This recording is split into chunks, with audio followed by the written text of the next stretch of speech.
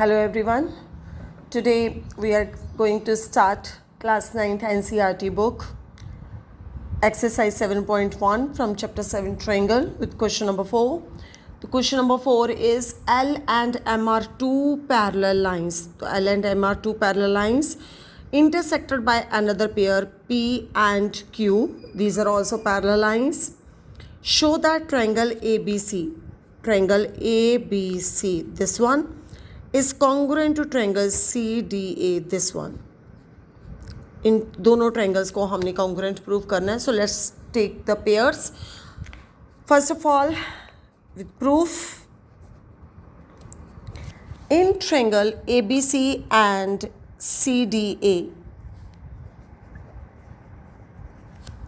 Now the first pair is based on the question statement is L and M are two parallel lines. L and M are parallel lines. P and Q parallel lines. It means we have to take the pairs like corresponding angle, alternate angles और co-interior angles. तो इस question में देखिए ये अगर ये lines parallel है P and Q parallel है और हम इस लाइन को ट्रांसवर्सल ले रहे, AC लाइन इज ट्रांसवर्सल, तो ये Z सिंबल बन रहा है इस तरफ से. This is a parallel line, ये पैरेलल लाइन है, ठीक है, और ये ट्रांसवर्सल लाइन है. तो यहाँ एंगल सपोज करिए कि 1 है, यहाँ एंगल 2 है, तो ये दोनों एंगल्स क्या हो गए, इक्वल. ठीक है, तो ये वन पेयर हमारे पास आ गया, angle 1 is equal to angle 2. पहले हम रीज़न भी ज़रूर लिखेंगे ब्रैकेट में. एंगल 1 एंगल 2 किससे आया, ये ऑल्टरनेट एंगल है as P parallel to Q and AC transversal. ठीक है, रीज़न ज़रूर लिखना है, बिना रीज़न के कोई भी पेयर लेने का कोई मतलब नहीं रह जाता.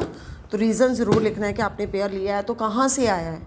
ठीक है, इसी तरह से नेक्स्ट अगर हम बात करें L is parallel to M, अगर L M के पैरेलल है, ठीक है, और AC ट्रांसवर्सल है, तो यहाँ ट्रांसवर्सल और पैरेलल लाइन के बीच में एंगल 3, यहाँ ट्रांसवर्सल और पैरेलल लाइन के बीच में एंगल 4 बन रहा है, तो ये भी इक्वल हैं. ठीक है, तो angle 3 is equal to angle 4. यहाँ लेकिन पैरेलल लाइंस चेंज हो जाएंगी, तो ये भी ऑल्टरनेट एंगल्स है. As L is parallel to M and AC is transversal.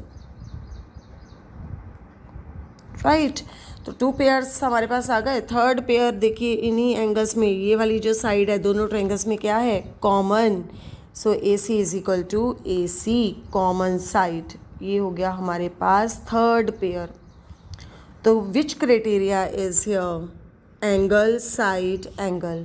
तो by angle side angle triangle ABC is congruent to triangle ADC. Right, sorry हमने इसको CDA ही लिखना है, CDA जो हमें प्रूफ में कहा गया है. तो ABC is congruent to triangle CDA. Now in question number 5, what is the statement? Question statement is line L is the bisector of an angle A and B is any point on line L. BP and BQ are perpendiculars from B to the arms of angle A. Show that triangle APB is congruent to triangle AQB, and the second part is BP is equal to BQ or B is equidistant from the arms of angle A. तो इसमें देखिए हमें question में क्या given है कि जो line L है वो एंगल ए को बाइसेक्ट कर रही है. एंगल ए को बाइसेक्ट कर रही है, तो यहाँ पे मैं एंगल 1 और एंगल 2 मार्क कर रही हूँ. तो बाइसेक्ट का मतलब क्या है कि एंगल 1 एंगल 2 के इक्वल हो गया ये हमारे पास. ठीक है, देन एंगल Q और एंगल P ये हमें 90 डिग्री के गिवन है. Angle Q and angle P ये 90 डिग्री के स्टेटमेंट में कहाँ मेंशन है, क्वेश्चन में स्टेटमेंट में मेंशन है कि BP and BQ are perpendiculars. तो परपेंडिकुलर है, इट मीन्स यहाँ पे 90 डिग्री के एंगल बन रहे हैं. ठीक है, अब हमने इन दोनों ट्रायंगल्स को कॉन्ग्रुएंट प्रूव करना है. So let's start with triangle APB. And triangle A Q B. इन दोनों ट्रायंगल्स में पहले तो हमने एंगल 1 एंगल 2 के इक्वल लिख दिया। कैसे आया था कि एल जो है वो ए बी एंगल ए को बाइसेक्ट कर रही है, एल बाइसेक्ट एंगल ए, इसलिए एंगल 1 एंगल 2 के इक्वल हो गया। ठीक है। Second pair angle Q, angle P angle Q के इक्वल है 90 डिग्री, ये गिवन है स्टेटमेंट में। थर्ड पेयर इन ट्रायंगल में ये A B is equal to A B, common side है।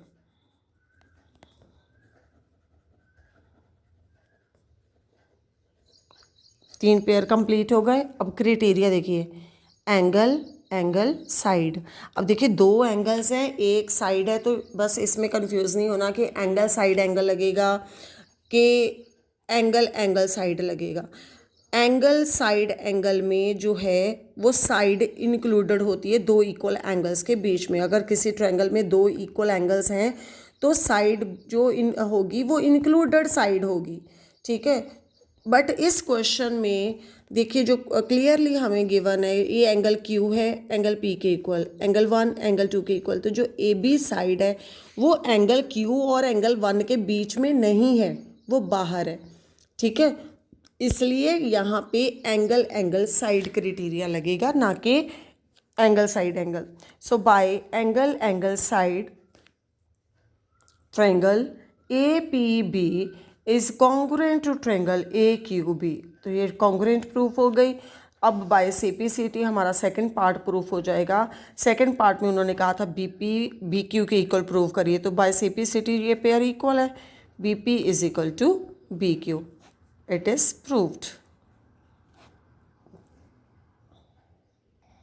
सो आई होप ये क्वेश्चंस 4 and 5 क्लियर होंगे। This thank you, have a nice day.